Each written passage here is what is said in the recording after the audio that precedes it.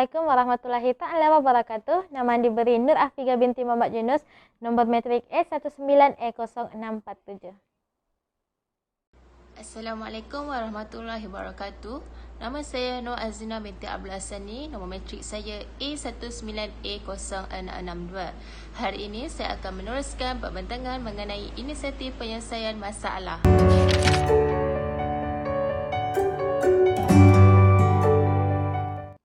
Bismillahirrahmanirrahim. Di dalam video ini, saya bersama sahabat saya, Saudari Nur Azlina, akan bersama-sama menerangkan hasil perbincangan tugasan kami dengan ringkas dan padat, di mana tugasan video ini merupakan kesinambungan kepada tugasan pertama kami.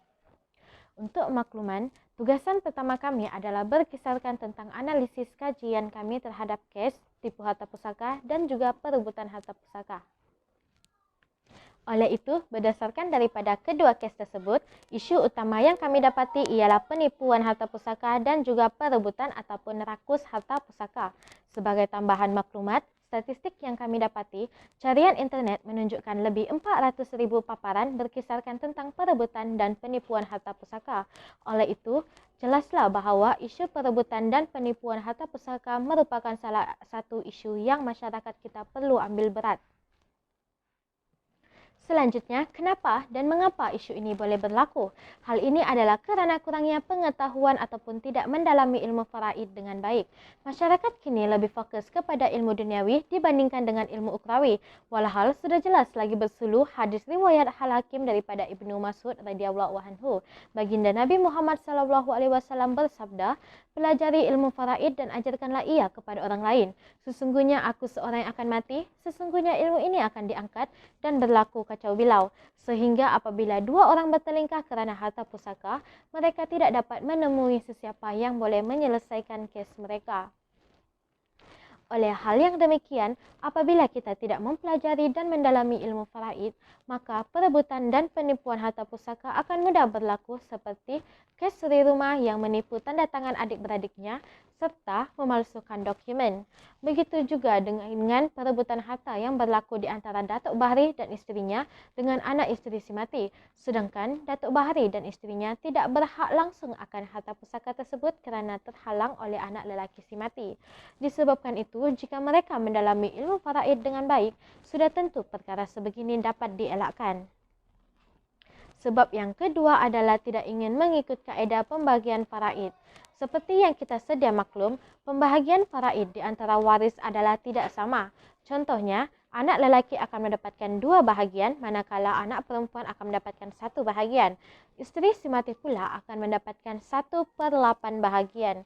Manakala bagi waris sisian, mereka tidak mendapat bahagian jika si mati mempunyai bapa atau anak lelaki.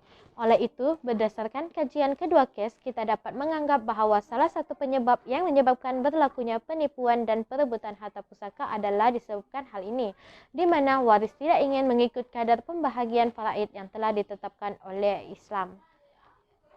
Sebab yang terakhir adalah mempunyai agenda tertentu. Berdasarkan analisis kajian dalam tugasan pertama, kita boleh mengatakan bahawa daripada kedua kes, masing-masing mempunyai agenda tertentu. Contohnya, berkenaan dengan suri rumah yang memalsukan dokumen demi mendapatkan harta pusaka. Berkemungkinan bahawa suri rumah tersebut sedang terdesak dan memerlukan duit yang banyak sehingga sanggup melakukan penipuan hak adik-beradiknya memandangkan beliau tidak bekerja dan hanya sekadar suri rumah sepenuh masa sahaja. Manakala bagi kes Datuk Bahari dan isterinya pula, berkemungkinan besar sifat tamak dan dengki yang mengaburi mata hati mereka, memandangkan si mati meninggalkan harta pusaka yang banyak sehingga sanggup menyalahgunakan kuasa yang dijawatnya demi mendapatkan harta pusaka si mati. Sebagai contoh, dalam kes tersebut, dalam keratan akbar tersebut, ia mengatakan bahawa Datuk Bahri menggunakan kuasa SPRM yang dijawatnya untuk menggeledah isi rumah si mati bagi mendapatkan dokumen-dokumen berkenaan harta pusaka si mati.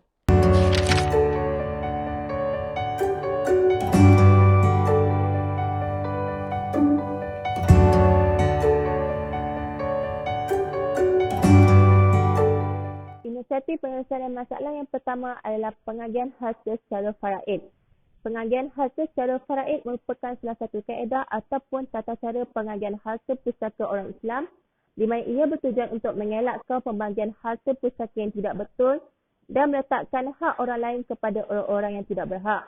Contohnya, analisis kes pertama, si rumah tersebut mempunyai pertalian darah yang sah dengan adik-beradik yang lain dan kesemua mereka mempunyai nasab yang jelas. Maka harta pusaka tersebut perlu diajukan mengikut bahagian masing-masing seperti yang telah ditetapkan oleh syarak. Contohnya, anak lelaki dibahagikan kepada 2/3 bahagian dan anak perempuan pula dibahagikan kepada 1/3 bahagian. Seterusnya, mendalami ilmu faraid. Ilmu faraid sangat penting untuk dipelajari bagi mengelakkan berlakunya kesalahfahaman, makan harta anak yatim dan menganiaya hak orang lain. Oleh itu, analisis kajian yang dijalankan membuktikan apabila masyarakat Islam tidak menuntut dan mengamalkan ilmu faraid, ia boleh mendatangkan masalah seperti perebutan harta, konflik, pertikaian dan pergaduhan sama ahli keluarga. Contohnya, jika Datuk Bahri dan isteri mempelajari ilmu faraid dengan baik, maka mereka sebenarnya lebih sadar bahawa mereka tidak mempunyai hak ke atas harta pusaka tersebut, memandangkan si mati telah meninggalkan seorang anak lelaki yang akan mewarisi hampir keseluruhan harta pusaka tersebut yang menghalang mereka terus dari mendapatkannya walau satu sen pun. Yang ketiga, pembagian harta secara muafakat. Pembagian harta pusaka secara muafakat adalah salah satu cara terbaik di mana kesemua waris akan duduk berbincang dan membuat keputusan secara muafakat bagaimana untuk mengajukan harta semati. Sebagai contoh, berdasarkan analisis kajian pertama, si rumah tersebut seharusnya mengajak adik-beradiknya untuk duduk berbincang dengan baik bagi mengajukan harta pusaka tersebut jika tidak ingin membuat pembagian harta pusaka melalui faraid. Ini kerana berdasarkan faraid, ahli waris perempuan tidak mendapat bahagian yang sama dengan bahagian lelaki. Dengan itu, si rumah tersebut tidak perlu melakukan pemasaran dokumen dan penipuan tanda tangan. Selain itu, takarus. Takarus merujuk kepada ahli waris yang menarik diri daripada menerima bahagian harta pusaka sama ada sebahagian atau kesemuanya dengan memberikan bahagiannya itu kepada waris lain sama ada dengan balasan atau tanpa balasan. Mengambil contoh daripada kes pertama, 5 adik-beradik si rumah tersebut bolehlah menggunakan takarus seperti yang disarankan dalam faraid, mengalah dengan cara memberikan kesemua bahagian itu kepada si rumah tersebut dan membatalkan dakwaan itu. Ini kerana sikap tamak tidak dapat diubah oleh orang lain selain diri si rumah itu sendiri. Jadi mereka sebagai adik-beradiknya tidak perlu berebut harta malah bersikap mengalah demi menjaga silaturahim antara adik-beradik. Inisiatif penyelesaian yang terakhir adalah memperkasakan sistem pentadbiran harta pusaka. Meningkatkan taraf sistem pentadbiran yang bertolak tinggi seperti penggunaan cap jari supaya gatan penipuan dalam mendapatkan harta pusaka tidak lagi bergerak aktif. Contohnya, berdasarkan kes analisis pertama, si rumah tersebut telah memasukkan tanda tangan bagi 3 orang adik-beradiknya terhadap dokumen jual beli. Tetapi, apabila pentadbiran mereka bertukar kepada betul ilmu tinggi, secara langsung akan menukarkan mereka yang bersikap rakus harta untuk membuat kerja kerana cap jadi tersebut akan menyenaraikan semua data terkumpul termasuk senarai adik-beradik sebagai waris sah. Jadi, mereka memerlukan cap jadi semua waris jika ingin menjual harta supaya dokumen jualan tersebut tidak terbatal atau memberi dokumen palsu.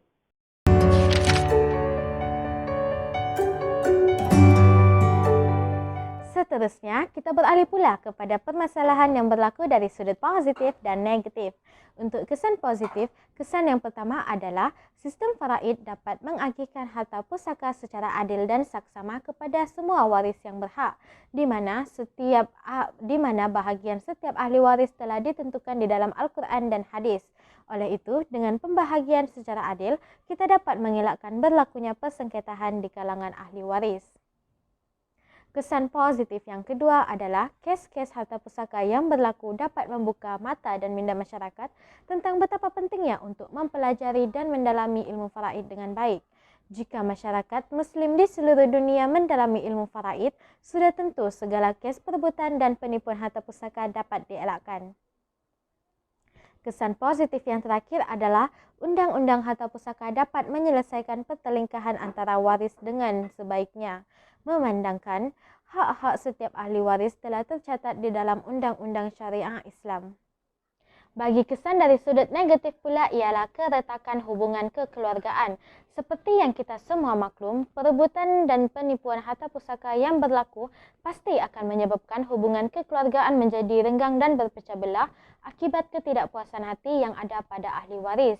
Mengambil contoh daripada kajian kes suri rumah yang melakukan penipuan harta pusaka terhadap adik-beradiknya sehinggakan adik-beradiknya menuntut ganti rugi sebanyak RM700,000 Malaysia di mahkamah. Begitu juga yang terjadi kepada kes Datuk Bahri dan isterinya yang memaksa anak isteri si mati untuk menandatangani surat penolakan harta pusaka.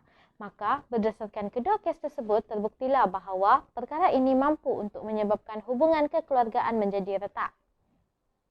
Kesan negatif yang seterusnya adalah kemunduran masyarakat yang dikaburi dengan sifat hiriati dan tamak akan harta pusaka. Hal ini kerana sifat hiriati dan tamak yang ada dalam diri masyarakat akan mengekang minda masyarakat tersebut daripada terus maju ke hadapan, di mana masyarakat akan lebih mengejar kemewahan dunia dibandingkan dengan kemewahan akhirat. Kesan negatif yang terakhir pula adalah perebutan harta pusaka akan menyebabkan masyarakat Islam dipandang serong oleh agama lain. Hal ini kerana perebutan dan penipuan harta pusaka akan menyebabkan pertelingkahan dalam kalangan waris sehingga ada yang sampai ke tahap sanggup membunuh ahli waris yang lain demi mendapatkan harta pusaka tersebut. Hal yang sama juga berlaku dengan sesetengah waris yang melakukan hal yang tidak sepatutnya seperti melakukan pemalsuan dokumen dan tanda tangan serta memaksa waris yang berhak untuk menolak harta pusaka yang mereka dapatkan. Hal sebeginilah yang akan memberi gambaran yang tidak baik dan kurang elok di pandangan masyarakat yang bukan Islam dan akan menyebabkan masyarakat Islam dipandang serong. Sekian, terima kasih.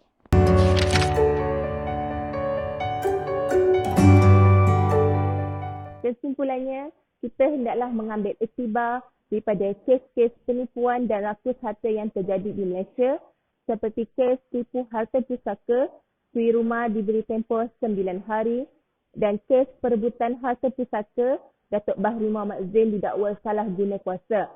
Diharapkan masyarakat Islam terutamanya supaya tidak mengulangi kesilapan yang sama hanya disebabkan harta sekangkang kera yang ditinggalkan oleh si mati. Sedangkan harta itu boleh dicari, tetapi hubungan antara keluarga dan adik-beradik tidak boleh didapatkan di mana-mana.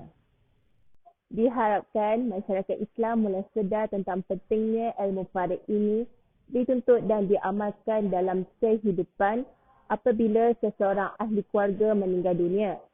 Ini kerana mempelajari ilmu faraid mampu menghalang diri daripada mengambil bahagian atau hak orang lain.